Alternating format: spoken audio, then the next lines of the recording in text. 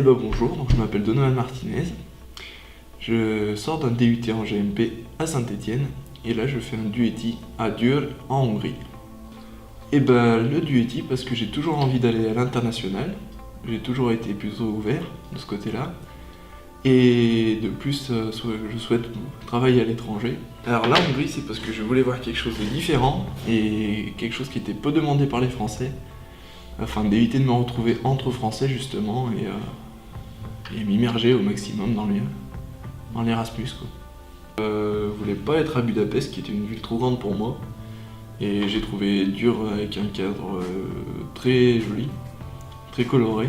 La différence majeure avec la France, déjà c'est un pays plat, et par rapport à Saint-Étienne c'est très dépaysant.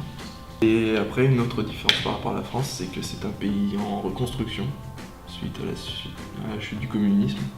La monnaie c'est le forint, 1 euro c'est 300 forints. Le niveau de vie ici est bien moins élevé qu'en France. Donc une bière à la pression, une pinte c'est 1 euro, oui. Un McDo ça serait 3 ou 4 euros. Donc en 1918 le traité du Trianon, après la Première Guerre mondiale. Donc nouvelle découpe de la Hongrie, et la Hongrie a perdu 75% de son territoire. Et ensuite, second événement majeur, ça a été la chute du bloc soviétique. Alors en cliché hongrois, on m'a dit que les Hongrois étaient pessimistes. Alors ça c'est un peu vrai, mais en fait ça vient du fait que la Hongrie ayant été envahie très souvent, ils ont peu de fierté par rapport à leur pays. Ils aiment leur pays, mais ils en sont pas énormément fiers non plus, parce que n'y a pas une grande culture de la gagne, on va dire. Les Hongrois étaient égoïstes et peu coopératifs, et alors ça par contre c'est totalement faux. C'est plus un ressenti du fait que peu de Hongrois parlent anglais. Ici, la langue principale enseignée, ce sera plus l'allemand.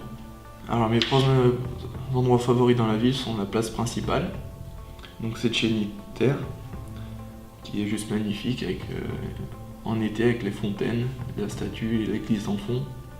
Après, il y a le pont jaune, qui est magnifique, et de nuit avec l'éclairage, c'est juste splendide. Et les berges du Danube qui sont très sympathiques pour marcher, se détendre. La Hongrie est posée sur des grandes nappes phréatiques et la moitié d'entre elles sont médicinales, ont des propriétés médicinales. Et à partir de là, en fait, dans chaque ville presque, il y a des bains thermaux.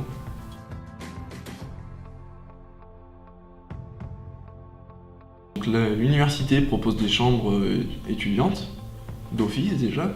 On a une place réservée en tant qu'Erasmus. Donc ces chambres sont des chambres de 2, qui font à peu près 13 mètres carrés. Une douche et un toilette pour 4. Et après c'est cuisine commune dans les couloirs. Ça a été refait cette année, donc c'est très moderne. Le loyer est de 96 € par mois, ce qui est très correct. Alors la résidence est calme, les Erasmus sont pas regroupés comme dans d'autres résidences. Des salles communes pour se rencontrer, tout ça. Au niveau des courses, donc il y a du Lidl, du Spar, Interspar et Tesco. Tout, une semaine sera à peu près 15 €. La cuisine traditionnelle hongroise, c'est principalement des plats à base de viande. Ça va se rapprocher énormément de la cuisine traditionnelle française en fait. Tout ce qui va être pot-au-feu, les plats comme ça. Ça va être que des grandes soupes. Et sinon, ça va être par exemple du chou farci. Alors, spécialité hongroise, par exemple, niveau pâtisserie, ça va être le chimney cake, qui est en fait une espèce de brioche en tube, avec du sucre caramélisé autour. Et on peut donc agrémenter ça de cannelle, de vanille. Alors, déjà, les restaurants hongrois sont excellents. Les prix sont très corrects. Alors, pour un bon restaurant, mais basique, on va partir sur 6 € pour un plat et une boisson.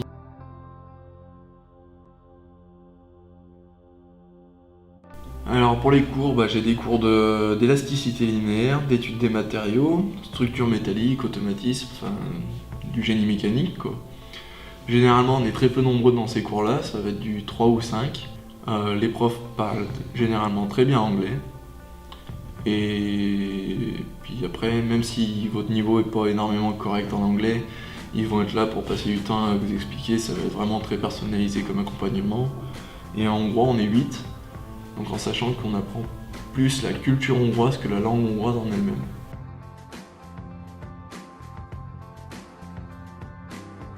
Une petite anecdote sur Győr, c'est la fontaine qui est à côté de la place du Danube. Alors en fait, cette fontaine a été construite par les Turcs en 1594 et un chef turc avait dit à l'époque que si le coq chantait et que la lune en bas se transformait en pleine lune, la ville retomberait aux mains des chrétiens. Ça fait maintenant 3 mois que je suis ici, personnellement c'est une des meilleures choses qui me soit arrivée. C'est vraiment une expérience enrichissante, tant sur le plan culturel que sur le plan personnel. On a amené à rencontrer des personnes de tout horizon.